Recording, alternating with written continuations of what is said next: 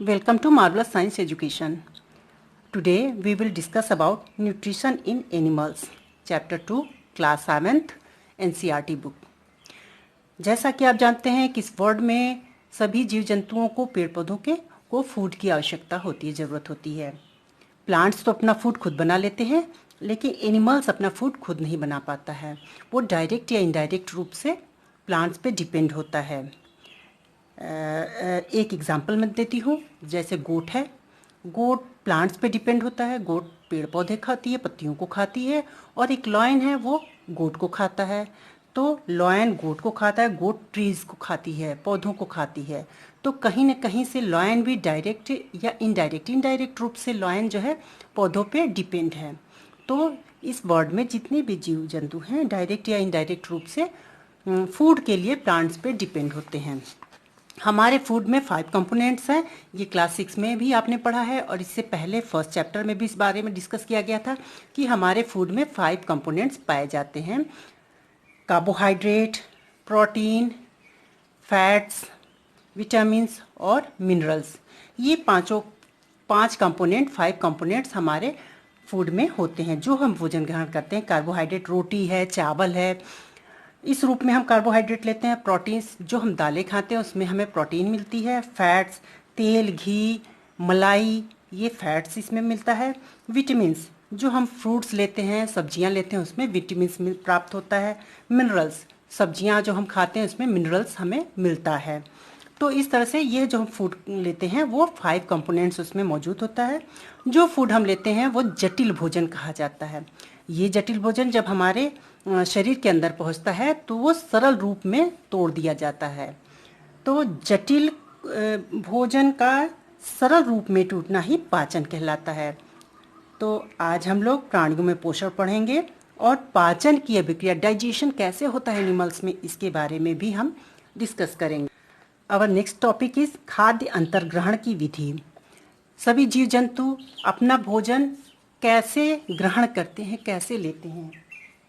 जैसे कुछ sucking insects हैं या सकिंग बर्ड है। सकिंग जैसे कि हमिंग बर्ड, वो अपने फूड के रूप में जो फ्लावर्स में नेक्टर पाया जाता है, फ्लावर्स में जो नेक्टर होता है उसको सिक्रीट करके उसे, ये देखिए अगर डायग्राम से मैं समझाऊँ आपको तो ये कोई फ्लावर है, यहाँ में मकरंद या नेक्टर होता है यहाँ पे। तो हमिंग बर्ड क्या करती है, अपनी लंबी चोंच से, हमिंग बर्ड अपने लंबी चोंच से ये नेक्टर को सिक्रीट सक कर लेती है, चूसती है। हमिंग बर्ड उसको चूसती है और भोजन के रूप में लेती है। इसी तरह मधुमक्खी है और भी तितली है। ये सारे, मक्खी है जो घरेलू मक्खी होती है, ये भी सकिंग में आता है, सकिंग इंसेक्ट है कि अपने भोजन को लिक्विड रूप में चूस कर लेते हैं। अजगर, सर्प या छिपकली, इस तरह के जो जंतु होते हैं अपने भोजन को पूरा निगल जाते हैं और फिर जब उनका फूड उनके अंदर पहुंचता है तो वो धीरे धीरे पच जाता है। छोटा बेबी है, वो अपना फूड कैसे लेता है। छोटा बेबी दूध पीता है, माँ का फीडिंग करता है और अपना पेट भरता है। इसी तरह से इस वर्ल्ड में जितने भी जीव जंतु हैं वो तरह तरीके का भोजन लेते हैं और उनके फूड लेने की जो प्रोसेस होती है वो भी सब अलग होती है, डिफरेंट होती है। सबका सेम नहीं होता है, बल्कि सबका डिफरेंट होता है। नाउ मानव में पाचन, डाइजेशन इन ह्यूमन डाइजेशन के लिए हमारे जो डाइजेस्टिव सिस्टम है, एलिमेंट्री कैनाल इसको बोलते हैं।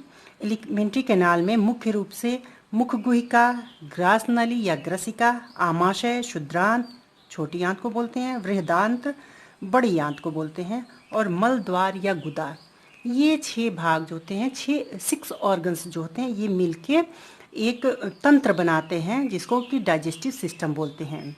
डाइजेस्टिव सिस्टम में जो हमारा पूरा आहार नाल है जिसमें भोजन का पाचन होता है, उसमें मुख्य रूप से 6 पार्ट्स, 6 भाग मुख्य भूमिका निभाते हैं। मुखगुहिका, ग्रास नली या ग्रसिका, आमाशय, क्षुद्रांत, छोटी आंत कहते हैं, बृहदांत्र, बड़ी आंत को कहते हैं, मलद्वार अथवा गुदा। ये पार्ट्स जो हैं डाइजेशन इन ह्यूमन, मुख गुहिका बक्कल कैविटी, मुख गुहिका को बक्कल कैविटी कहते हैं।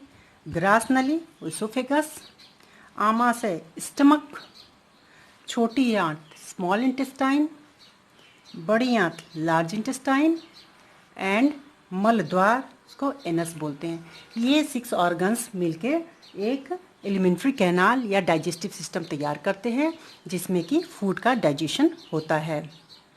अब 1 बाय 1 सारे ऑर्गन्स को डाइजेस्टिव सिस्टम के या एलिमेंट्री कैनाल के 1 बाय 1 मुख गुहिका ग्रास नली 1 बाय 1 डायग्राम बनाते हैं और 1 बाय 1 इसके बारे में स्टडी कर। Digestion in human, here buccal cavity, oesophagus,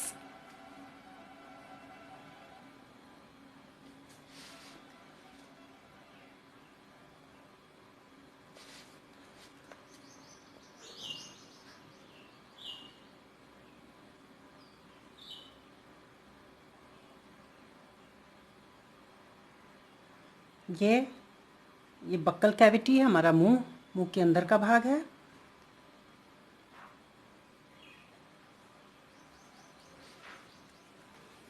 ये लंबी नली जो है इसको ग्रास नली या ओसोफेगस भी बोलते हैं।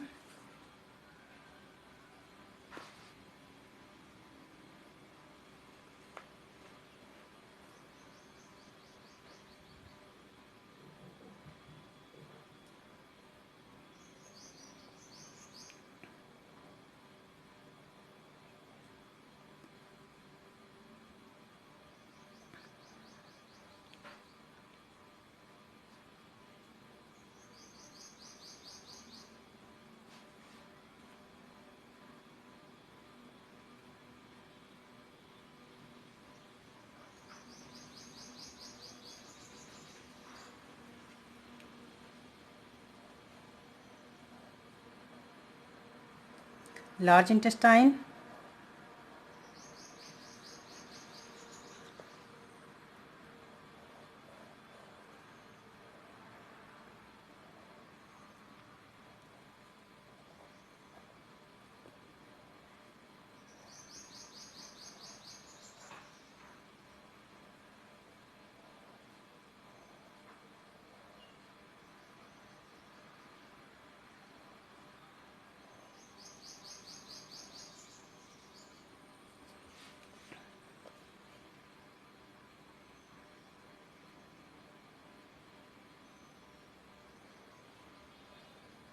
small intestine,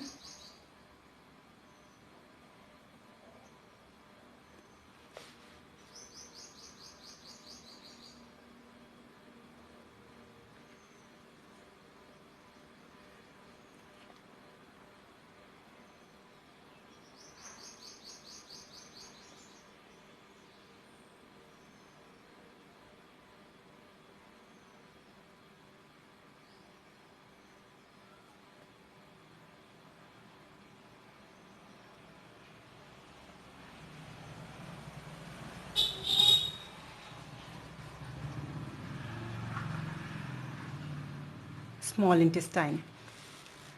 Here liver,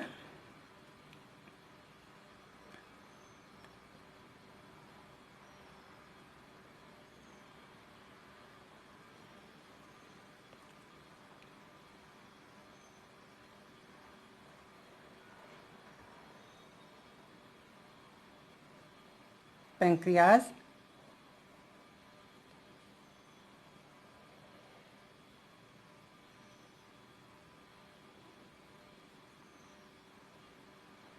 bile duct that is called gallbladder,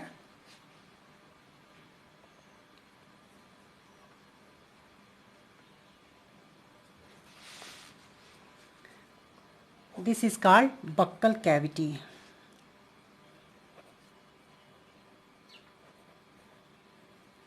यहाँ पे जो निचला जबड़ा होता है हमारा, ये दांत, यहाँ पे निचले जबड़े के पास यहाँ पे सेलेवरी ग्लैंड्स पाई जाती है जिससे कि सलाइवा सिक्रीट होता है।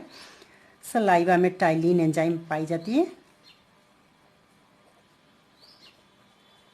सलाइवा में टाइलिन एंजाइम पाया जाता है जो कि कार्बोहाइड्रेट के डाइजेशन में हेल्प करता है। Oesophagus,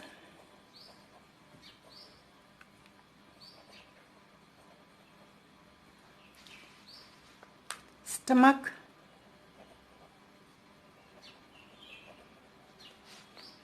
pancreas,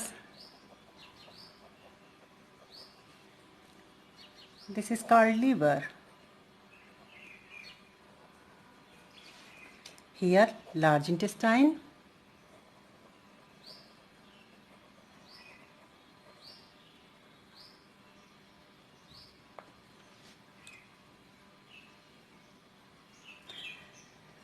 this is coiled tube-like structure called small intestine.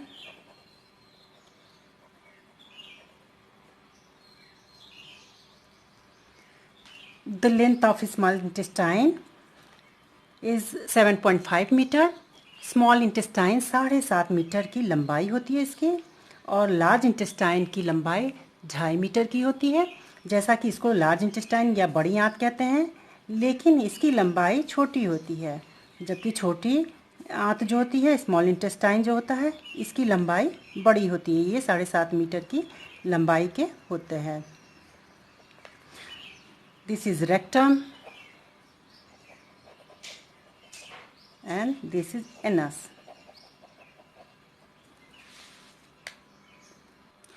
This is the diagram of digestive system or alimentary canal. पाचन तंत्र या आहार नाल भी इसको बोलते हैं, एलिमेंट्री कैनाल भी इसको बोलते हैं। तो ये पूरा डायग्राम आहार नाल का हमने बनाया है, एलिमेंट्री कैनाल का बनाया है। अब वन बाय वन डिस्कस करते हैं। जब हम फूड को अपने माउथ में डालते हैं, फूड को मुंह में डालते हैं, तो ये बक्कल कैविटी में पहुंचता है, और बक्कल कैविटी से ही, माउथ से ही हमारे फूड का पाचन स्टार्ट हो जाता है। यहाँ पे जब फूड को हम चबाना शुरू कर देते हैं तो सलाइवरी ग्लैंड से सलाइवा सिक्रीट होता है, जिसमें कि टाइलिन एंजाइम होता है। ये एंजाइम कार्बोहाइड्रेट का पाचन करना शुरू कर देता है।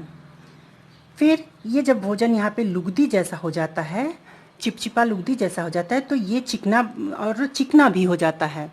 तो ये फिर ओसोफेगस से होता हुआ, ग्रास नली से होता हुआ नीचे पहुँचता है ये फूड, और ये फूड यहाँ पे पहुँचता है। यहाँ पे HCl हाइड्रोक्लोरिक एसिड का सिक्रेशन होता है। हाइड्रोक्लोरिक एसिड क्या करता है, भोजन में जो माइक्रोब्स हैं, माइक्रो ऑर्गेनिज्म या फॉरेन पार्टिकल्स कोई है, सूक्ष्म जीवाणु, बैक्टीरिया जो कि हार्मफुल है हमारे लिए, अगर ये भोजन के माध्यम से हमारे शरीर के अंदर प्रवेश कर गया है, तो HCl क्या करता है, उसको मार देता है, और फिर फूड को पाचन में सहायता पहुंचाता है। फूड का यहाँ पे डाइजेशन होने लगता है।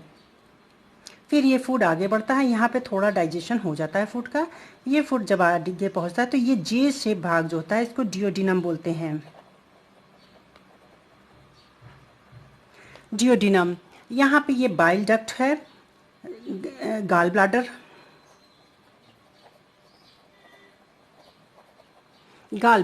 इससे बाइल जूस सिक्रीट होता है, पित्त रस सिक्रीट होता है। ये पित्त रस फैट के डाइजेशन में हेल्प करता है। यहाँ पे इसके सिक्रीशन से जो फैट्स हमारे फूड में होता है उसका डाइजेशन होता है। फिर ये फूड आधा पचा हुआ भोजन फिर नीचे पहुँचता है और स्मॉल इंटेस्टाइन में पहुँचता है। स्मॉल इंटेस्टाइन की दीवारें फैलती और सिकुड़ती रहती हैं, और इनमें स्मॉल इंटेस्टाइन की दीवारों के अंदर स्मॉल फिंगर लाइक प्रोजेक्शन होते हैं, जिनको कि विलाई कहते हैं। विलाई एब्जॉर्प्शन का काम करती है। जो हमारा पचा हुआ भोजन, इसमें यहाँ तक पहुँचते पहुँचते भोजन आधा पच जाता है, तो यहाँ पे पचे हुए भोजन का अवशोषण ये विलाई करती हैं। This is called finger like projection, this is called villi. Villi अवशोषण कर लेती हैं। फिर बाकी बचा हुआ भोजन लार्ज इंटेस्टाइन में पहुंचता है। लार्ज इंटेस्टाइन में भी कुछ भोजन का पाचन और अवशोषण होता है।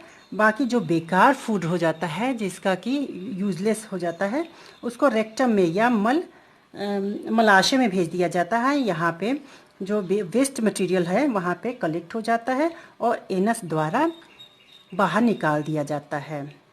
This is all about the alimentary canal. So friends, ये सारा मैंने एलिमेंट्री कैनाल के बारे में बताया, या एनिमल्स में डाइजेशन कैसे होता है, इस सब के बारे में डिस्कस किया। अगली वीडियो में मैं आपको टीथ की संरचना के बारे में बताऊंगी। आप मेरी वीडियो को लाइक करिएगा, सब्सक्राइब करिएगा और शेयर करिएगा। कोई प्रॉब्लम हो तो आप कमेंट बॉक्स में कमेंट करके हमें ज़रूर बताएं। Thank you.